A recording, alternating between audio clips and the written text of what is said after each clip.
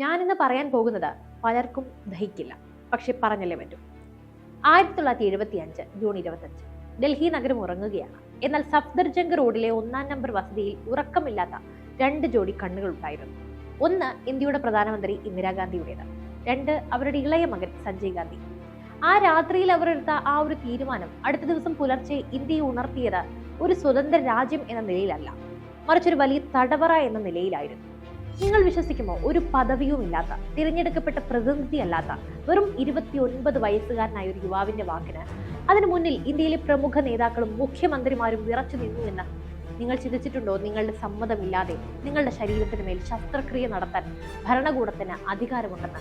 സ്വന്തം വീടിന് മുന്നിൽ നിൽക്കുമ്പോൾ ബുൾഡോസറുകൾ വന്ന് അത് തകർക്കുന്നത് നോക്കി നിൽക്കേണ്ടി വരുമെന്ന്. ഇന്ന് നമ്മൾ സംസാരിക്കുന്നത് ഇന്ത്യയിലെ ഏറ്റവും വിവാദപരമായ, ഏറ്റവും ക്രൂരമായ ആ കാലഘട്ടത്തെക്കുറിച്ചാണ്. ഇന്ദിരാഗാന്ധി എന്ന ഭീമമായ അധികാരത്തിന് പിന്നിൽ നിന്ന് ചരട് വലിച്ച സഞ്ജയ് ഗാന്ധി എന്ന ഭയത്തിന്റെ രാജകുമാരൻ എങ്ങനെയാണ് ഈ രാജ്യത്തെ നശിപ്പിച്ചത്? ഇത് വെറും ചരിത്രമല്ല, ഇതൊരു ഭരണകൂട ഭീകരതയുടെ ചോര പുരട്ട കഥയാണ്. ആകാംക്ഷയോടെ കാത്തിരിക്കുക, കാരണം ആരും പറയാൻ ധൈര്യപ്പെടാത്ത സത്യങ്ങൾ ഇതാ ഇവിടെ തുടങ്ങും.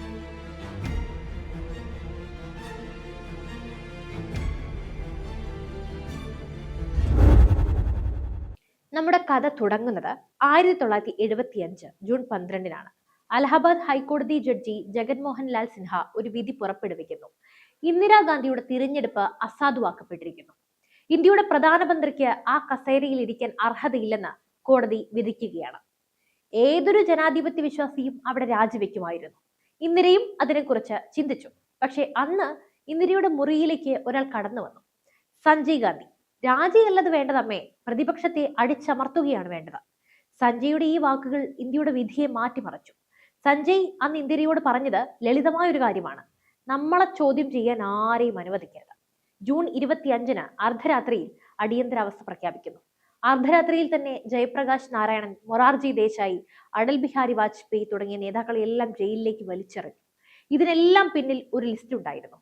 ആ ലിസ്റ്റ് തയ്യാറാക്കിയത് ഇന്ദിരയല്ല, സഞ്ജയ് ഗാന്ധി ആയിരുന്നു.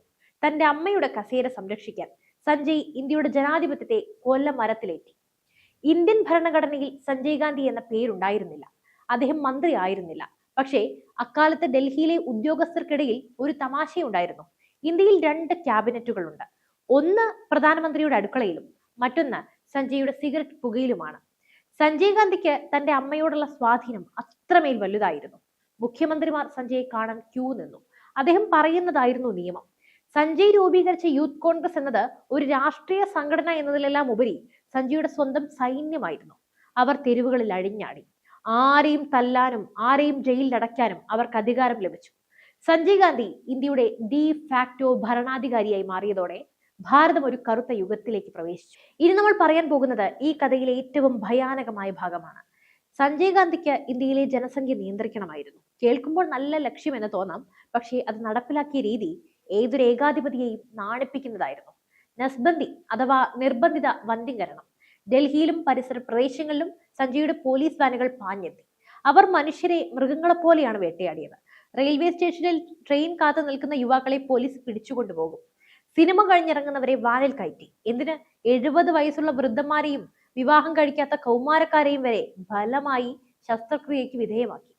ഒരു വന്ധ്യംകരണ ക്യാമ്പിൽ വൃത്തിഹീനമായ കത്തികൾ കൊണ്ട് ശസ്ത്രക്രിയ നടത്തിയതിനെ തുടർന്ന് 100 കണക്കിന് ആളുകളാണ് അണുബാധയേറ്റ് മരിച്ചത്. ഭയം കാരണം പുരുഷന്മാർ വീടുകളിൽ ഉറങ്ങാൻ പേടിച്ചിരുന്നു. അവർ പാടങ്ങളിലും കാടുകളിലും ഒളിച്ചു താമസിച്ചു. സഞ്ജയ് ഗാന്ധി ഓരോ ഉദ്യോഗസ്ഥനും ഒരു ടാർഗറ്റ് നൽകിയിട്ടുണ്ട്. ഇത്ര പേരെ വന്ധ്യംകരിച്ചിട്ടില്ലെങ്കിൽ നിനക്ക് ശമ്പളമില്ല, നിനക്ക് പ്രൊമോഷൻ ഇല്ല. ഇതോടെ ഉദ്യോഗസ്ഥർ ക്രൂരന്മാരായി. കാരണം വിശക്കില്ലേ? മനുഷ്യന്റെ പൗരുഷത്തെയും ആത്മാഭിമാനത്തെയും സഞ്ജയ് ഗാന്ധി കാലുകൊണ്ട് ചവിട്ടി മതിച്ചു. ഇന്ത്യക്കാർ സ്വന്തം ശരീരത്തിന്റെ ഉടമകളല്ലാതായി മാറിയ നിമിഷമാണ്. സഞ്ജയ് ഗാന്ധിക്ക് നഗരങ്ങൾ മനോഹരമായി കാണണമായിരുന്നു. അദ്ദേഹത്തിന്റെ സ്വപ്നത്തിലെ ഡൽഹിയിൽ പാവപ്പെട്ടവർക്ക് സ്ഥാനമില്ല. പഴയ ഡൽഹിയിലെ തുർക്ക്മാൻ ഗേറ്റിലെ ചേരികൾ വൃത്തിഹീനമാണെന്ന് സഞ്ജയ് തീരുമാനിച്ചു. 1976 ഏപ്രിൽ സഞ്ജയുടെ ബുൾഡോസറുകൾ അവിടെ എത്തി. ആളുകൾ പതിറ്റാണ്ടുകളായി താമസിച്ചിരുന്ന വീടുകളിൽ നിമിഷ നേരങ്ങൾക്കുള്ളിൽ മണ്ണടിഞ്ഞു. ജനങ്ങൾ കരഞ്ഞു പറഞ്ഞു, ഞങ്ങൾക്ക് പോകാനൊരു ഇടവുമില്ല എന്ന്. പക്ഷേ സഞ്ജയ് കരുണ കാണിച്ചില്ല. ജനങ്ങൾ പ്രതിഷേധിച്ചപ്പോൾ സഞ്ജയുടെ പോലീസ് അവർക്ക് നേരെ വെടിയുതിർത്തു. ഔദ്യോഗിക കണക്കുകൾ 6 മരണമെന്ന് പറഞ്ഞപ്പോൾ ദൃക്സാക്ഷികൾ പറഞ്ഞത് 100 കണക്കിന് ശവങ്ങൾ അന്ന് തെരുവിൽ കിടന്നു എന്നാണ്. ആ ശവങ്ങൾക്ക് മുകളിലൂടെ സഞ്ജയുടെ ബുൾഡോസറുകൾ വീണ്ടും ഓടി.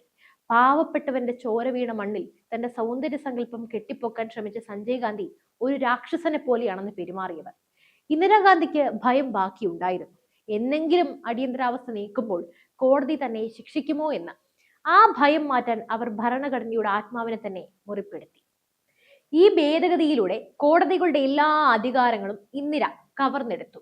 പാർലമെന്റിന് എന്തും ചെയ്യാം, ഭരണഘടനയിൽ ഏത് മാറ്റവും വരുത്താം. കോടതിക്ക് അത് ചോദ്യം ചെയ്യാൻ കഴിയില്ല. ഇന്ത്യ ഒരു റിപ്പബ്ലിക് എന്ന നിലയിൽ നിന്നും ഒരു ഡിക്റ്റേറ്റർഷിപ്പായി മാറി. പ്രധാനമന്ത്രിയുടെ തിരഞ്ഞെടുപ്പിന് ചോദ്യം ചെയ്യാൻ കഴിയില്ലെന്ന നിയമം ഇന്ദിര പാസാക്കി. അതായത് ഇന്ദിരയും സഞ്ജയും രാജാവും രാജകുമാരനുമായി പ്രഖ്യാപിക്കപ്പെട്ട നിമിഷം. ഭാരതം ഒരു ജനാധിപത്യ രാജ്യമാണെന്ന് ലോകത്തിന് മുന്നിൽ പറയാൻ പോലും അന്ന് നമുക്ക് നാണക്കേടായിരുന്നു. സഞ്ജയ് ഗാന്ധി ഏറ്റവും കൂടുതൽ വെറുത്തത് സത്യം പറയുന്നവരെയായിരുന്നു. അടിയന്തരാവസ്ഥ പ്രഖ്യാപിച്ച അന്ന് രാത്രി തന്നെ ഡൽഹിയിലെ പത്രങ്ങളുടെ വൈദ്യുതി ബന്ധം വിച്ഛേദിക്കാൻ സഞ്ജയ് ഉത്തരവിട്ടിരുന്നു. പിറ്റേന്ന് മുതൽ സെൻസർഷിപ്പ് വന്നു. പത്രത്തിൽ എന്തച്ചടിക്കണം എന്ന് തീരുമാനിക്കുന്നത് സർക്കാരാണ്. ഇന്ദിരയെയും സഞ്ജയെയും പുകഴ്ത്തി എഴുതുന്നവർക്ക് പാരിതോഷികങ്ങൾ നൽകി, എതിർക്കുന്നവരെ ജയിലിൽ അടച്ചു. പ്രശസ്ത ഗായകൻ കിഷോർ കുമാറിന്റെ പാട്ടുകൾ റേഡിയോയിൽ നിരോധിച്ചു. കാരണം സഞ്ജയുടെ രാഷ്ട്രീയ റാലിയിൽ പാടാൻ അദ്ദേഹം വിസമ്മതിച്ചിരുന്നു. ഇന്ത്യയിലെ കലാകാരന്മാരും എഴുത്തുകാരും ഭയം കൊണ്ട് പേന താഴെ വെച്ചു. ഭാരതം ഒരു മൗനത്തിന്റെ താഴ്വരയായി മാറി. സഞ്ജയ് ഗാന്ധിക്ക് കാറുകളോട് വലിയ താല്പര്യമായിരുന്നു. ഇന്ത്യയിൽ ഒരു പീപ്പിൾസ് കാർ നിർമ്മിക്കുമെന്ന് അദ്ദേഹം പ്രഖ്യാപിച്ചു. പക്ഷേ അതിന് പിന്നിൽ നടന്നത് വലിയ അഴിമതിയായിരുന്നു. യാതൊരു എഞ്ചിനീയറിംഗ് ബിരുദവും ഇല്ലാത്ത, കാർ നിർമ്മാണത്തിൽ പരിചയമേ ഇല്ലാത്ത സഞ്ജയ്ക്ക് കാർ നിർമ്മാണത്തിനുള്ള ലൈസൻസ് നൽകാൻ ഇന്ദിര എല്ലാ നിയമങ്ങളും കാറ്റിൽ പറത്തി. അമ്മയുടെയും മോന്റെയും ഭരണം. ഹരിയാനയിലെ പാവപ്പെട്ട കർഷകരുടെ ഏക്കർ കണക്കിന് ഭൂമി തുച്ഛമായ വിലയ്ക്ക് സഞ്ജയുടെ കമ്പനിക്ക് വേണ്ടി പിടിച്ചെടുത്തു. രാജ്യത്തെ പൊതുമേഖലാ ബാങ്കുകളെ സഞ്ജയ്ക്ക് പണം നൽകാനായി നിർബന്ധിച്ചു. ഒരു രാജ്യം മുഴുവൻ ദാരിദ്ര്യത്തിൽ കഴിയുമ്പോൾ സഞ്ജയ് ഗാന്ധി തന്റെ ഹോബിക്ക് വേണ്ടി കോടിക്കണക്കിന് രൂപയാണ് പാഴാക്കിയത്. വികസനത്തിന്റെ പേരിൽ നടന്ന ഈ കൊള്ള ഇന്ത്യയുടെ സമ്പദ് വ്യവസ്ഥയെ വലിയൊരു കുഴിയിലേക്കാണ് തള്ളിയിട്ടത്. 2 വർഷത്തോളം ഇന്ത്യ ശ്വാസം മുട്ടിക്കഴിഞ്ഞു. 1977 തന്റെ ഇമേജ് വീണ്ടെടുക്കാൻ ഇന്ദിരാഗാന്ധി തിരഞ്ഞെടുപ്പ് പ്രഖ്യാപിച്ചു. ജനങ്ങൾ തന്നെ സ്നേഹിക്കുന്നുണ്ടെന്ന് IB അഥവാ ഇന്റലിജൻസ് ബ്യൂറോ റിപ്പോർട്ട് നൽകിയെന്ന് ഇന്ദിര വിശ്വസിച്ചു. പക്ഷേ സഞ്ജയ് ഗാന്ധിയുടെ ക്രൂരതകൾ അനുഭവിച്ച ജനങ്ങൾ ഉള്ളിൽ അഗ്നിപർവ്വതം ഒളിപ്പിച്ചു വെച്ചിരുന്നു. തിരഞ്ഞെടുപ്പ് ഫലം വന്നപ്പോൾ ഇന്ദിരയും സഞ്ജയും ഞെട്ടിപ്പോയി. ഉത്തരേന്ത്യയിൽ കോൺഗ്രസ് പൂർണ്ണമായും തുടച്ചു നീക്കപ്പെട്ടു. ഇന്ദിരാഗാന്ധിയും സഞ്ജയ് ഗാന്ധിയും തോറ്റു. ഭാരതത്തിലെ ജനങ്ങൾ ബാലറ്റിലൂടെ ഈ സ്വേച്ഛാധിപതികൾക്ക് മറുപടി നൽകി. അടിയന്തരാവസ്ഥ എന്ന ഇരുണ്ട രാത്രിക്ക് അന്ത്യമായി. ജയിലിൽ പോയെങ്കിലും 1980 ഇന്ദിര വീണ്ടും അധികാരത്തിൽ തിരിച്ചെത്തി.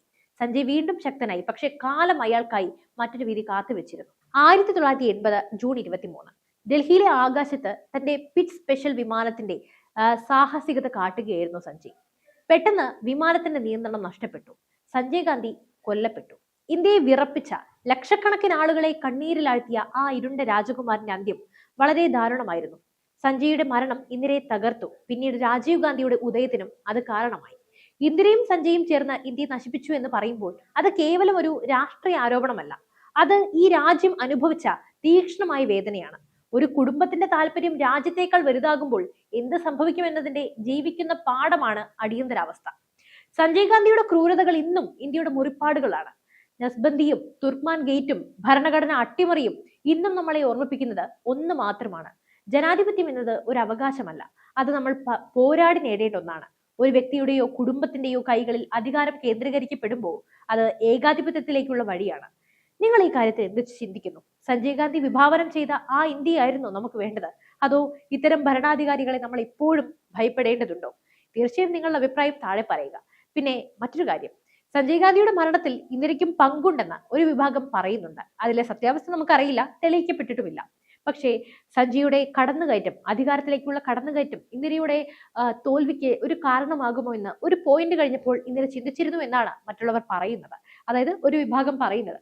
സത്യാവസ്ഥ നമുക്കറിയില്ല.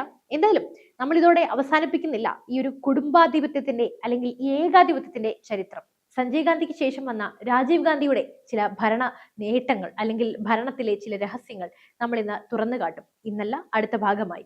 ആ വിഷയത്തെക്കുറിച്ചുള്ള നിങ്ങളുടെ അഭിപ്രായങ്ങളും ആശങ്കകളും അല്ലെങ്കിൽ നിങ്ങളുടെ കൂടുതൽ കണ്ടെത്തലുകളും തീർച്ചയായും കമന്റ് ചെയ്യൂ. മറ്റൊരു വിഷയമായി വീണ്ടും എത്താം. എന്തായാലും ഈ വീഡിയോ പരമാവധി ഷെയർ ചെയ്യുക. കാരണം ഈ ചരിത്രം ഓരോ ഇന്ത്യക്കാരനും അറിയേണ്ടതുണ്ട്.